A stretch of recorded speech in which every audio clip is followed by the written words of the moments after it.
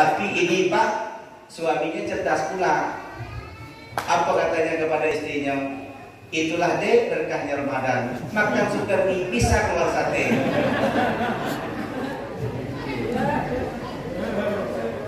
Berkah.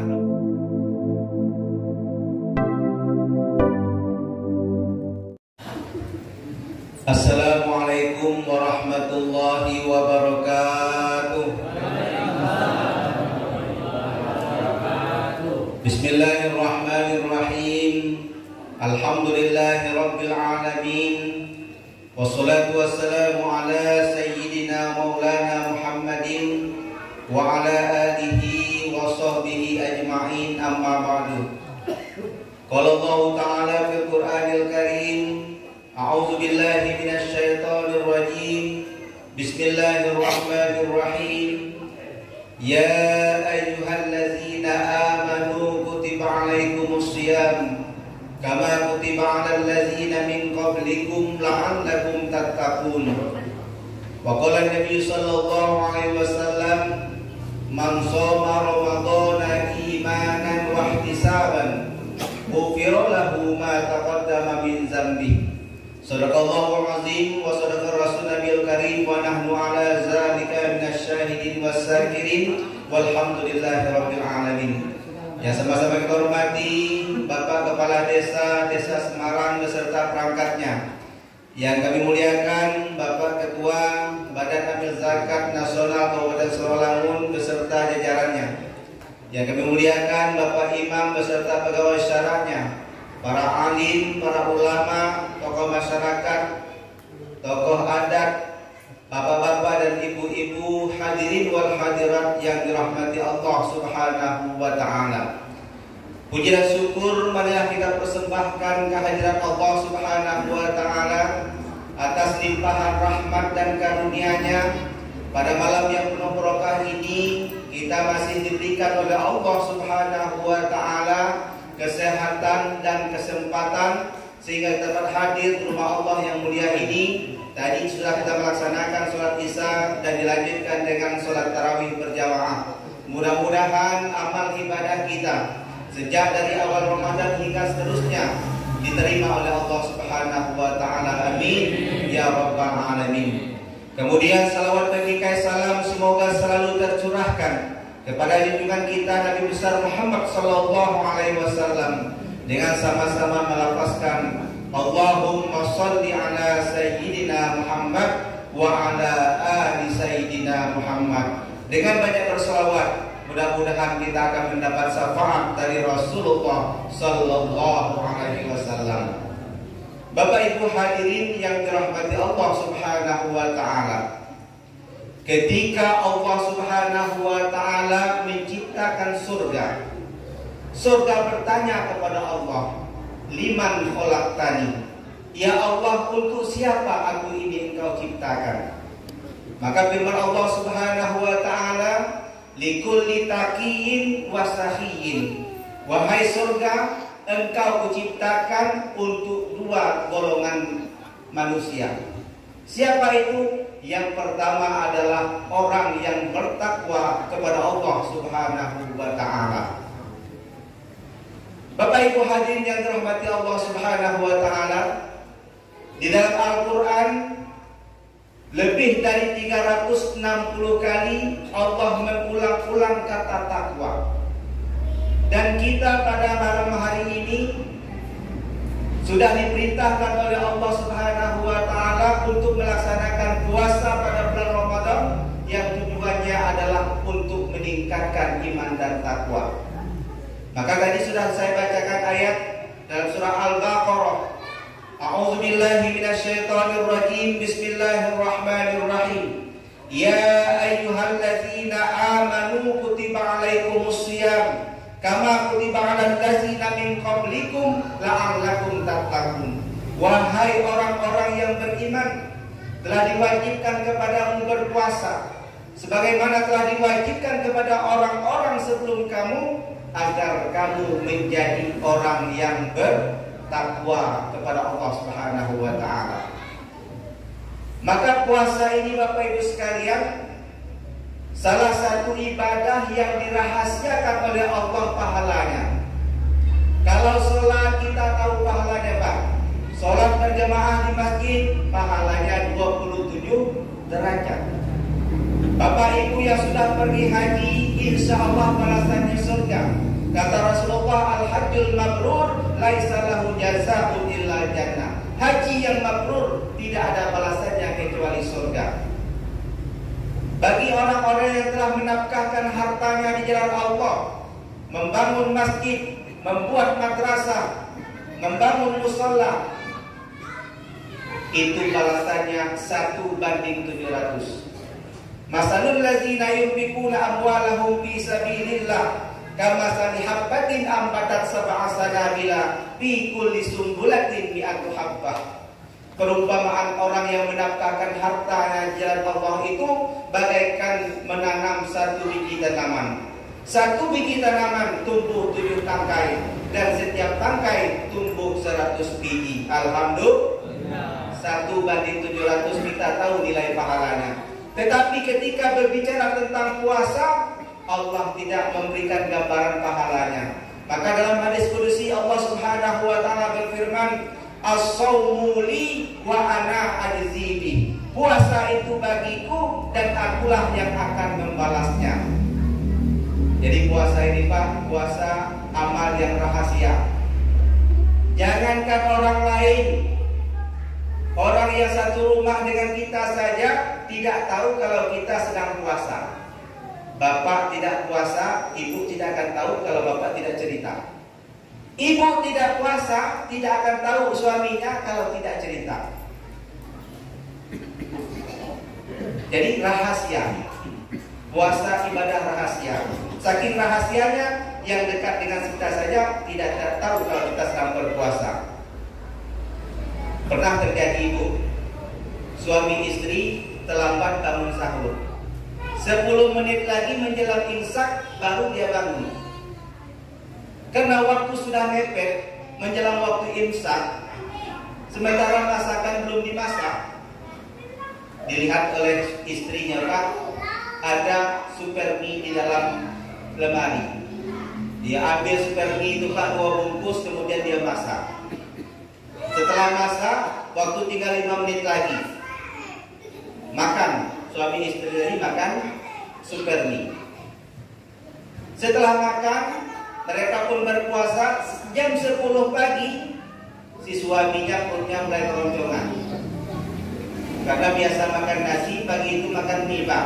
Jam 10, perutnya Pak. Diam-diam dia ambil motor, di starter, berangkat dia ke pasar. Sampai di pasar dia lihat ada warung. Warung kalau bulan Ramadan ini kan bukanya tanggung Pak. Di atas tertutup, di bawahnya terbuka. Jadi yang nampak cuma kaki, kepala tidak nampak. Dia lihat di situ ada orang, dia masuk. Kebetulan di situ dijual sate. Dia pesan, "Mbak, pesan sate." Berapa banyak Pak? 2 porsi. Karena mengingat sampai sore Pak tidak makan. Dia langsung makan sate 2 porsi. Setelah kenyang, minum, dielapnya bibirnya kering-kering. Dia balik lagi ke rumah. Sampai di rumah suami istrinya nanya, "Bang, masih puasa Bang?" "Alhamdulillah masih puasa." Alhamdulillah masih puasa. Tapi Allah Maha tahu. Allah tunjukkan langsung saat itu juga. Tiba-tiba suaminya kepalanya pusing, perutnya sakit, muntahlah dia di depan istrinya. Ketika muntah, yang keluar apa yang dia makan yang terakhir? Sate. Nah kata suami istrinya, "Bang, tadi sahur kita sama-sama, kita hampir saja tidak sempat sahur. Saya masak super mie, kita makan super mie. Kok jam 11 ini abang muntah yang keluar sate?" Tapi ini Pak, suaminya cerdas pula. Apa katanya kepada istrinya? "Itulah deh berkahnya Ramadan. Makan super mie bisa keluar sate."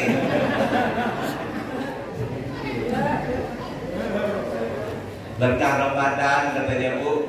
makan supermi bisa keluar sate. Nasi ibu tadi kadang dijawab berkah Ramadan, diamlah. Inilah hebatnya puasa. Orang sekitar saja kita tidak tahu berat kita berpuasa atau tidak. Maka oleh karena itu kewajiban kita sebagai umat Islam, laksanakanlah puasa Ramadan. Kita ingatkan kepada keluarga-keluarga kita. Inilah dalam rangka menjadikan kita pribadi yang bertakwa. Orang yang bertakwa adalah orang-orang yang akan mendapat surga dari Allah Subhanahu wa taala. Wasari'u ila maghfiratin min rabbikum wa jannatin 'arduhas samawati wal ardh u'iddat lil muttaqin. Ya, Pak. Bertakwalah kita kepada Allah Subhanahu wa taala. Jadi orang yang pertama yang akan nanti masuk surga adalah orang yang bertakwa kepada Allah. Yang kedua, kata Allah Subhanahu wa taala, surga itu diciptakan sahiyin, dikulli sahiyin, untuk orang-orang yang dermawan. Siapa orang yang dermawan itu? Salah satu ciri orang yang dermawan adalah ikhrajuz zakat, orang yang senang mengeluarkan zakat. Ini malam ini kita berbahagia di desa kita hadir rombongan dari Badan Amil Zakat Kabupaten Suralangun. Memang tugas beliau untuk mengumpulkan zakat, bukan untuk beliau, tapi untuk kesejahteraan umat Islam. Setelah mereka kumpulkan, dihitung, kemudian dicari lagi data dengan kepala desa, dengan OPZ, siapa yang berhak untuk mendapat zakat, disalurkan lagi zakat. Tugas beliau hanya mengumpulkan, disalurkan. Malam hari ini sudah dikumpulkan, disalurkan, diberikan bantuan untuk masjid kita ini, disalurkan Al-Quran untuk kesejahteraan umat Islam. Nah, tadi beliau katakan 2,5% dari harta kita yang sudah haul sampai nisabnya untuk dikeluarkan zakatnya. Saya mau kasih perumpamaan, boleh Pak ya? Ya.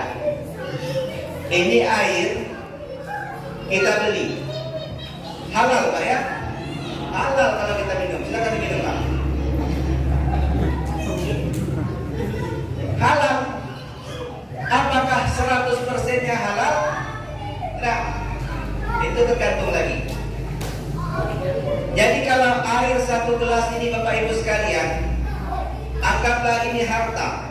Fungsi zakat itu tutahhiruhum wa tuzakkihim biha, untuk mensucikan. Zakat yang Bapak Ibu keluarkan fungsinya adalah untuk membersihkan diri kita, jiwa kita. Air segelas, kemudian kita ambil comberan 1 tetes Pak, kita masukkan ke dalam air yang 1 gelas. Mau tidak Bapak Ibu minum? Tidak mau kan? Itulah zakat. Yang 1 tetes tadi, air comberan, itulah yang kita keluarkan dari harta kita. Kalau tidak kita keluarkan, berarti yang kita makan dalam 1 gelas tadi ada air comberan Pak. Bapak Ibu beli pisang. Pisang yang Bapak Ibu beli itu kan halal, boleh dimakan. Apakah semuanya boleh dimakan? Tidak. Pisang itu ada kulitnya Pak. Kalau kita mau makan pisang, harus buang kulitnya dulu. Kalau Bapak Ibu tidak mengeluarkan zakat, berartilah sama makan buah dengan kulit-kulitnya. Mending kalau makan pisang kulitnya lembut, kira Bu. Kalau sempat makan durian, tidak dikupas lagi kulitnya, bayangkan. Itulah fungsinya zakat, dikeluarkan. Bapak Ibu hadirin yang dirahmati Allah Subhanahu wa taala. Zaman khalifah dulu Pak, disiapkan sekelompok pasukan yang khusus untuk memerangi orang-orang yang tidak mau membayar zakat. Zaman Rasulullah kita kenal ada namanya Sa'labah.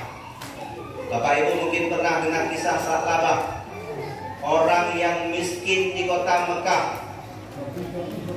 Orang yang miskin, sehingga saking miskinnya dia cuma punya 1 kain sarung. Suatu kali ketika sholat maghrib, dilihat oleh Rasulullah Sa'labah ini Bu, setelah sholat langsung pulang, tidak ikut berzikir bersama Rasulullah. Kata Rasulullah, panggilnya sahabat, siapa itu yang pulang duluan? Itu Sa'labah ya Rasulullah. Kenapa dia pulang cepat? Dia panggil Sa'labah.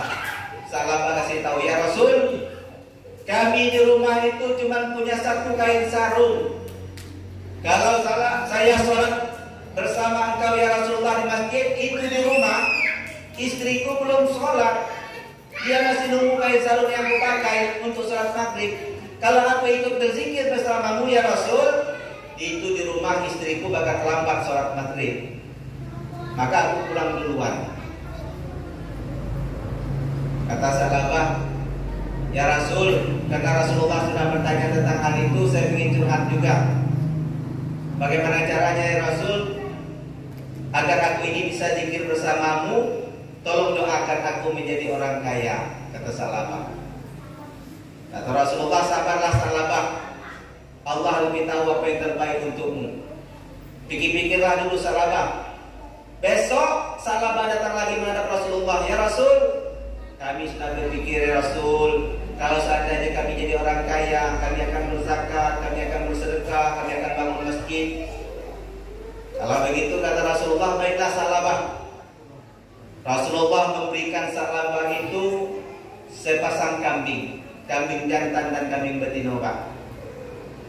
Apa yang terjadi setelah diberikan kambing? Kambing Sa'labah itu berkembang biak, beranak, terus beranak, anaknya beranak lagi, sehingga Sa'labah ini kesibukan mengurus kambing. Sholat maghribnya pun akhirnya terlambat, gara-gara sibuk ngurus kambing Pak. Terlambat. Besok terlambat lagi 2 rakaat, besok dah 3 rakaat, besok dah ketemu lagi maghrib. Isya baru timbul Sa'labah. Dari mana Sa'labah? Urus kambing. Akhirnya 5 waktu tidak sholat lagi bersama Rasulullah. Turun ayat tentang zakat. Khudz min amwalihim shadaqatun tutahhiruhum wa tuzakkihim biha. Kata Rasulullah, nih ayat zakat sudah turun. Temui Sa'labah, karena kambingnya sudah banyak, minta zakat. Berapa banyak ya Rasul? 2,5%. Datang diutus oleh Rasulullah sahabat untuk menemui Sa'labah. Ya Sa'labah, kami diutus Rasulullah untuk mengambil zakat dari kambingmu. Kata Sa'labah, saya ini banyak menghabiskan waktu mengurus kambing, sampai sholat saya pun tidak sempat lagi bersama Rasulullah. Saya sholat di padang kambing inilah. Tiba-tiba kamu ingin minta zakat, saya tidak mau. Tidak mau zakat, tidak mau diminta zakat. Besok diutus lagi sahabat yang lain, sampai 3 kali Rasulullah mengutus sahabat untuk mengambil zakat dari Sa'labah, tapi Sa'labah tidak mau. Hingga akhirnya sampai Rasulullah SAW itu wafat. Barulah terbuka hatinya Sa'labah. Dia akhirnya mendatangi sahabat Sayyidina Ali, Abu Bakar, Umar, ditemui semua. Kata sahabat-sahabat Nabi tadi, wahai Sa'labah, Rasulullah saja tidak mau menerima zakat darimu, apalagi kami. Kami tidak berani menerima zakat darimu. Apa yang terjadi akhirnya Bapak Ibu sekalian? Sa'labah jatuh miskin kembali. Kenapa? Hartanya karena tidak dibayarkan zakat menjadi tidak berkah di sisi Allah Subhanahu wa taala. Maka kalau ingin harta kita berkah, biar sedikit asal berkah, bayar kewajiban zakat kita. Apalagi kalau Bapak Ibu sekalian membayar zakat dalam bulan suci Ramadan. Dalam bulan suci Ramadan amal ibadah kita dilipat gandakan oleh Allah. Salat sunat yang kita kerjakan sama dengan kita melaksanakan ibadah wajib pada bulan yang lain. Membaca Al-Quran dibalas oleh Allah 10 kebaikan. Satu hurufnya 10 kebaikan. Begitupun ibadah-ibadah yang lain. Kalau umrah pada bulan suci Ramadan sama dengan pahalanya melaksanakan ibadah haji. Dilipat gandakan oleh Allah Subhanahu wa taala. maka inilah kesempatan bagi kita untuk menambah amal ibadah kita sebagai bekal nanti untuk menghadap kepada Allah Subhanahu wa Ta'ala. Mudah-mudahan dengan melaksanakan puasa diiringi dengan zakat, kita betul-betul suci lahir dan batin, suci harta kita, dan ketika itulah modal kita menjadi orang yang bertakwa yang nanti insyaallah diberikan oleh Allah keselamatan di dunia hingga di akhirat nanti. Amin ya rabbal alamin. Demikian yang dapat saya sampaikan. Terima kasih atas segala perhatian dan mohon maaf jika ada kekurangan. Wa ilallahi turja'ul umur. Wassalamualaikum warahmatullahi wabarakatuh.